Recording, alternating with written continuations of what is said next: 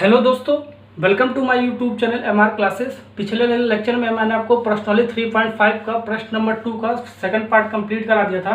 तो इस लेक्चर में आपको थर्ड पार्ट स्टार्ट करूंगा। तो चलिए स्टार्ट करते हैं।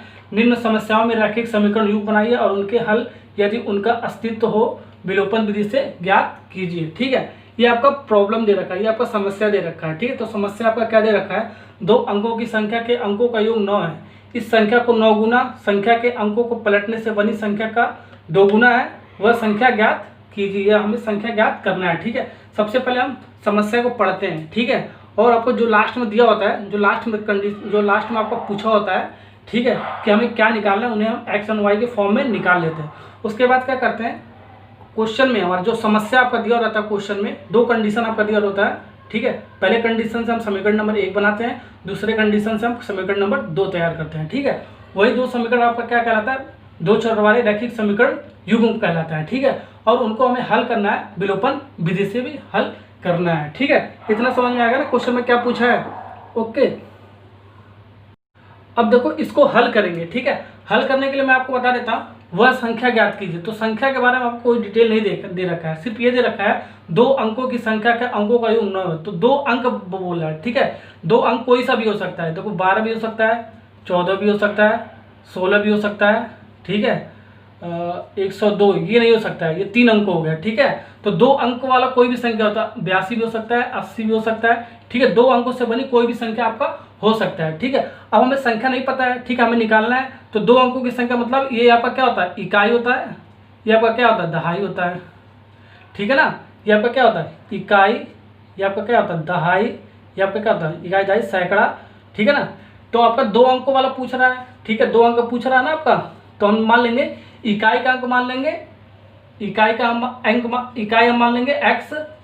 ठीक है, और दहाई हम मान लेंगे y। ठीक है, इकाई की संख्या हम मान लेंगे x और दहाई की संख्या हम मान लेंगे y। हम ये मान के चलेंगे। ठीक है, क्योंकि हमारा 2 अंकों की संख्या ये आपका पूछ रहा है।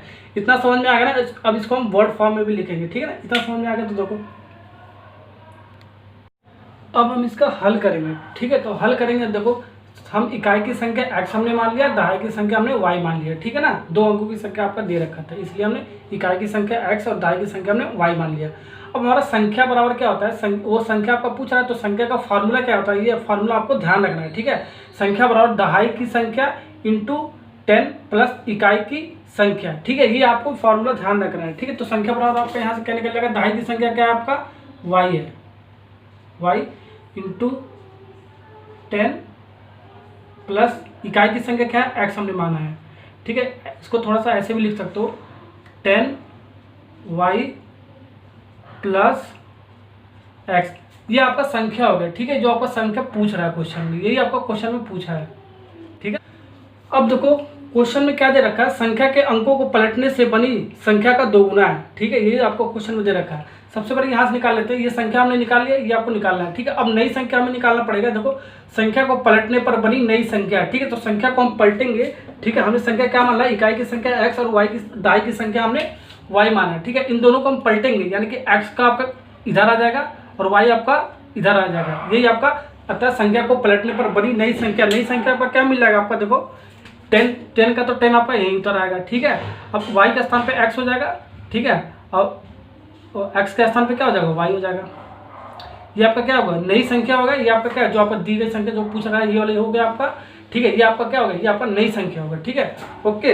अगर क्वेश्चन में नई संख्या पूछा तो नई संख्या हमें निकालना पड़ता है। ठीक है, लेकिन क्वेश्चन में हमें पुरानी वाली संख्या जो आपका दे रखा है, यही हमें निकालना है। ठीक है, ये वाली चीज़ हमें निकालना है। लेकिन ये भी आपको पता होना चाहिए, ये नई संख्या आपको पलटने पर क्या बनना है। ठीक है, ये मैंने कॉन्सेप्ट बता दिया, ये बहुत इंपॉर्टेंट है। ओके, अब हम प्रश्नानुसार चलेंगे, समीकरण नंबर 1 और समीकरण नंबर 2 बनाएंगे। ठीक है, तो प्रथम प्रश्नानुसार आपका क्या कंडीशन दे रखा है, 2 अंकों की संख्या के अंकों का योग 9 है। यानी कि 2 अंक हमने क्या माना, इकाई अंक हमने क्या माना, x माना, और दहाई की संख्या हमने क्या माना, y माना है। यानी कि x प्लस वाई बराबर क्या दे रखा है, 9 दे रखा है। अंकों का योग मतलब, ठीक है, 2 अंकों का योग का मतलब क्या होगा, x प्लस वाई।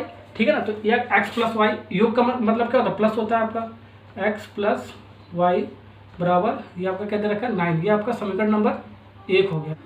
अब देखो द्वितीय प्रश्नानुसार चलेंगे और समीकरण नंबर 2 तैयार करेंगे यहाँ से। ठीक है ना, तो द्वितीय शर्तानुसार क्या कह रहा है आपको, प्रश्नानुसार क्या कह रहा है, इस संख्या का 9 गुना, इस संख्या का कौन सा, जो हमने संख्या ये माना है। ठीक है, जो हमारे संख्या फार्मूला से आया 10y प्लस x।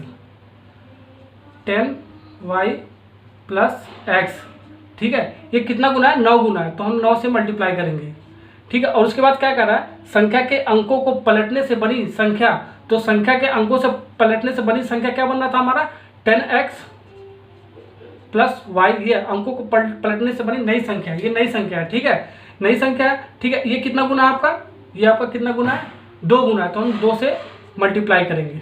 ओके, ये चीज़ समझ में आ गया ना आपको। मैंने इसको कैसे लिख दिया, देखो ये आपका जो संख्या है, इस संख्या को 9 गुना है, कौन सी संख्या, जो हमने संख्या यहीं से निकाला है, पुरानी संख्या, ठीक है, 10y प्लस एक्स, ये फार्मूले से, ठीक है। अब कितना गुना है, ये 9 गुना, तो हमने 9 गुना इस संख्या से हम मल्टीप्लाई कर दिया, ठीक है।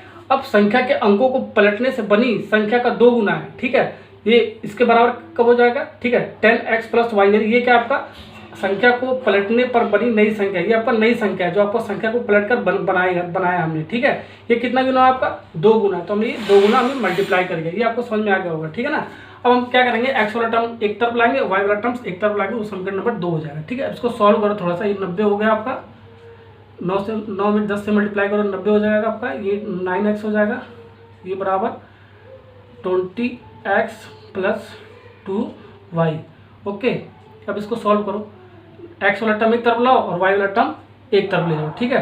तो 9x माइनस 20x बराबर 2y माइनस 90, यहाँ तक लिख सकते हो ना, देखो 90y, ठीक है, प्लस 90y उधर गया तो माइनस 90y हो जाएगा, ठीक है ना।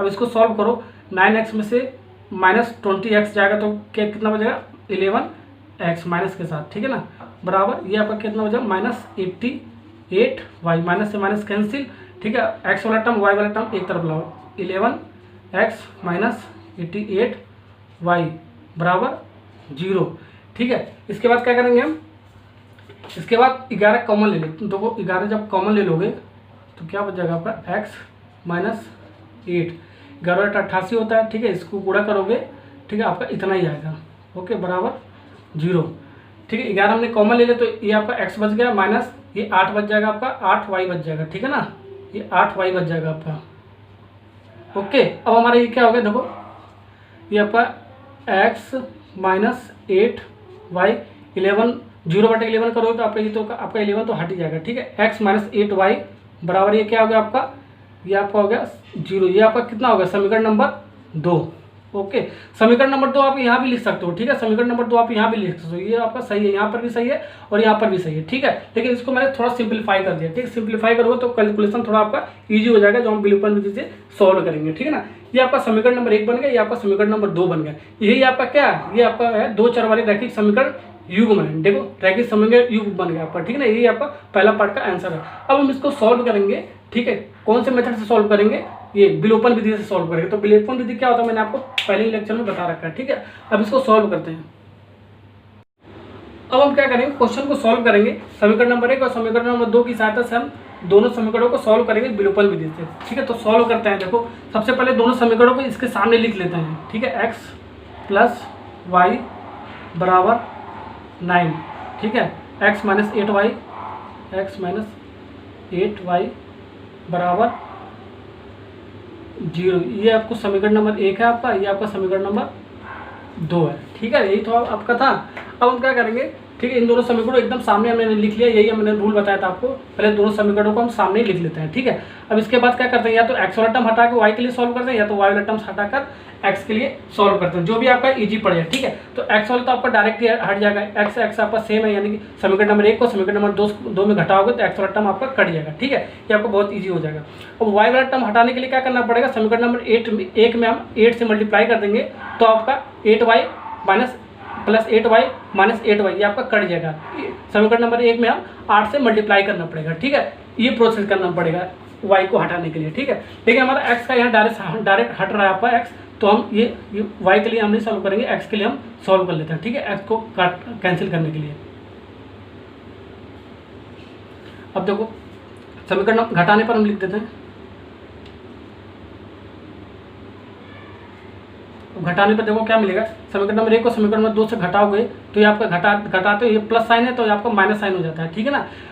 साइन चेंज हो जाता है आपका, घटाने पर आपका साइन चेंज हो जाता है और जोड़ने पर आपका साइन चेंज नहीं होता। जो भी आपका साइन होता है जोड़ने पर वही आपका साइन होता है, और घटाने पर क्या होता है आपका साइन चेंज हो जाता है, प्लस का माइनस और माइनस का प्लस हो जाता है। ठीक है, ये प्लस है आपका तो ये आपका माइनस हो जाएगा। ठीक है ना, ओके। अब देखो ये प्लस एक्स है, ये आपका माइनस एक्स है, तो आपका कट गया आपका। ठीक है, अब ये देखो प्लस वाई है प्लस 8y, यानी कि कितना हुआ 9y हो गया प्लस 9y।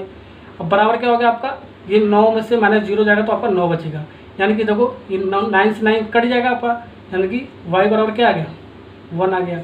ठीक है ना, अब y का मान है तो समीकरण नंबर 1 में रख दो या तो समीकरण नंबर 2 में रख दो। ठीक है, तो आपका क्या आ जाएगा x का मान आ जाएगा, तो y का मान समीकरण नंबर 1 में रखने पर हमें देखो क्या मिल रहा है,